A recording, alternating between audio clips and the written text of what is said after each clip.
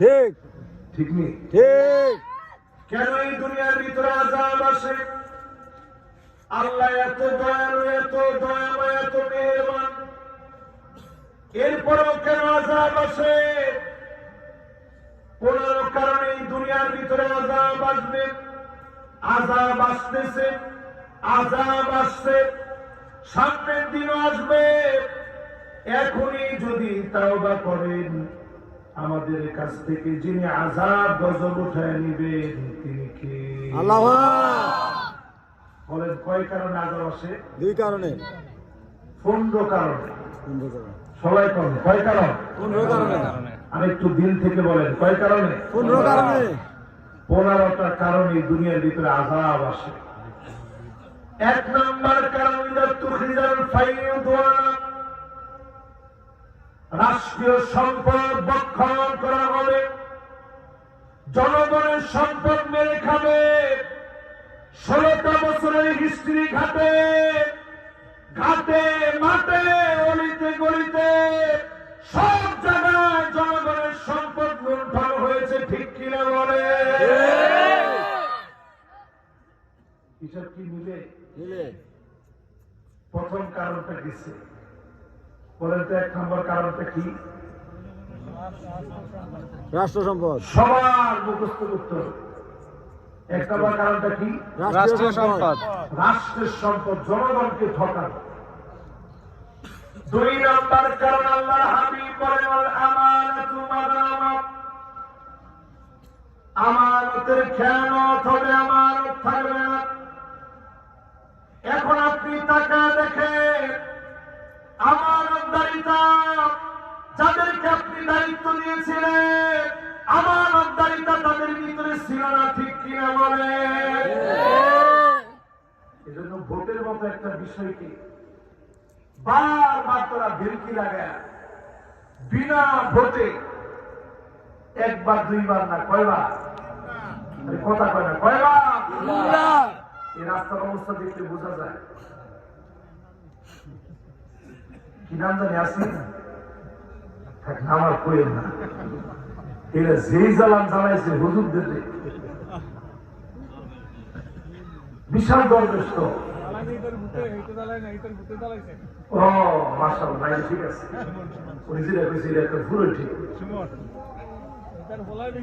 ওনার ফুটে যে জ্বালা জ্বালাইছে, মাহফিল হয় জায়গায় জায়গায় তারা মাহফিল বাধা দিয়েছে, ঠিক কিনা বলে? আমার লয় কিন্তু হুজুররা বসা আছে। আপনি এটা মনে করেন না যে হুজুর আয়াত কি সরকারি 16 বছর লেগে নাজিল হয়েছে? আমি 16 বছরের নাজিলের কথা বলতেছি, শুধু একটা একটা করে শব্দ বলতেছি, আপনি খালি মিলিয়ে নিয়ে মনে মনে আমার ভাইবা নিয়ে হুজুরে মনে সব বানায় বানায় করতেছে। ওয়াল আমানাতু মাগনামাত, আমানতদারিতা থাকবে না, তাদের ভিতরে আমানতদারিতা পাই নাই।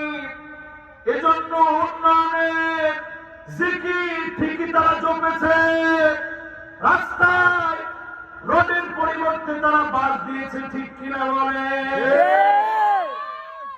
মানুষের কপালের ভিতরে বাস করছে।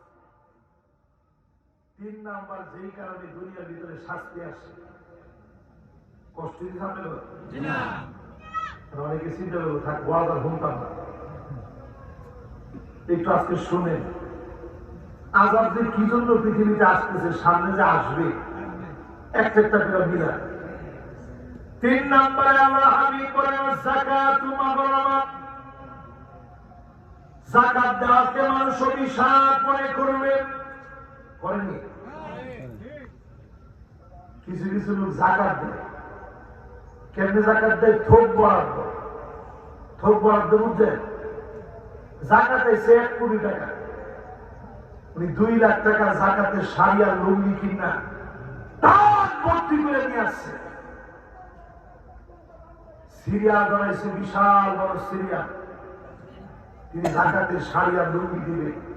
কসম আল্লাহ, এরকম যাকাত যিনি কবুল করেন না তিনি কে? আল্লাহ। এই সমাজ যদি বিনির্মাণ করা লাগে, যাকাত ভিত্তিক অর্থনীতি কায়েম করা লাগবে। হিসাব করে ব্যাংকে যেভাবে আপনি ডিপোজিট করেন, কয় টাকা আছে যেমনি আপনি গুনে গুনে রাখেন, এইভাবে গুনে গুনে যদি যাকাত আদায় করা হয়, একটা সরকারের 5 বছর লাগবে এই দেশের মানুষকে অর্থনৈতিক ভাবে স্বাবলম্বী যিনি বানায় দিবেন তিনি কে? আল্লাহ। এরকম 3 নম্বর কারণ কি? যাকাত না দেওয়া। 1 নম্বর কারণটা কি? রাষ্ট্রীয় সম্পদ বন্টন, জনগণের সম্পদ লুণ্ঠন করা। 2 নম্বর রাষ্ট্রীয় কারণ সম্পদ কি? লুণ্ঠন, আমানতের খেয়ানত, আমানতের খেয়ানত। 3 নম্বর কারণ কি? যাকাত, যাকাত না দেওয়া। 4 নম্বর আল্লাহ হাবিব বলেন ওয়াতুল্লিমাল ইলমু লিগাইরিদ দ্বীন, আলেম হবে, বড় বক্তা হবে, মুফাসসির কোরআন হবে, শুধুমাত্র টাকা ইনকামের জন্য মানুষ আপনাকে আলেম বলবে, এই জন্য আলেম হবে। হাদিসের এই অংশটা যখন বলি নিজের কাছে নিজের খুব ভয় লাগে। আপনারা যে সম্মান দিয়ে আমাদেরকে নিয়ে আসেন, যে সম্মানের খানা আপনারা খাওয়ান, যেভাবে আমাদেরকে স্লোগান দিয়ে আদর করে আনেন, আল্লাহর কাছে কেমনে জবাব দিবে? বড় আলেমকে সেদিন আল্লাহ মাথা নিচের দিকে দিয়ে দিলেন, পা গোড়া উপরের দিকে দিয়ে দিলেন। আল্লাহ ডাক দিয়ে বলবে, আলেম দুনিয়ার জীবনে সব পেয়েছি, এই দিন এত সহজ আসলে আমার নবী ইন্তেকালের দিনে যেই জামা পরেছিলেন ওই জামার ভিতরে সেরা ছিল। আম্মা জানা আয়েশা নিজে এনে দেখিয়েছেন ওই জামার ভিতরে সেরা ছিল।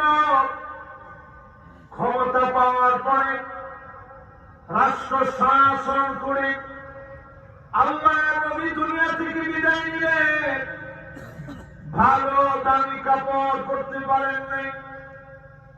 প্রায় সময় ফজরের নামাজ পড়ে নবী ফিরতেন, ঘরের মধ্যে আসতেন, এসে বলতেন স্ত্রী আরে কোন খাবার কি ঘরের ভিতরে আছে? স্ত্রীরা প্রায় দিন জবাব দিতেন, নবী ঘরের ভিতরে কোন খাবার না। আল্লাহ নবী সাহারি করেন নাই। নবী বলতেন ইন্নী সুনতুল ইয়াউম, যাও রোজা রেখে ফেললাম, আজকে আমি রোজা।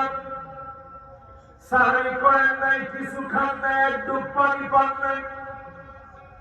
এই ইসলামের জন্য সাহাবীরা জীবন দিয়েছে। উহুদের প্রান্তে মুসাব বিন উমাইর শহীদ হয়ে গেছে, এক টুকরা কাপড় নিতে পারে নাই। তাদের কোরবানির কারণে জমিনে যিনি দিনকে বিজয়ী বানায় দিয়েছেন তিনি কে? আল্লাহ। এক টুকরা কাপড় নিতে পারেন। নবীজি বলছেন যদ্দুর কাপড় আছে নিয়ে আসো। মাথা ঢাকলে পাটা বের হয়ে যায়, পা ঢাকলে মাথা বের হয়ে যায়।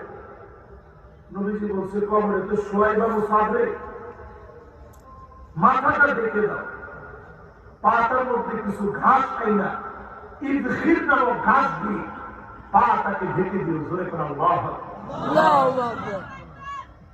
এই ইসলামের পড়তে পড়তে পরীক্ষা এত সহজে দিয়েছে। ইমাম বুখারীর রক্ত পেশাব হয়ে গেছে। হাদিস সংগ্রহ করতে গিয়ে ইমাম আবু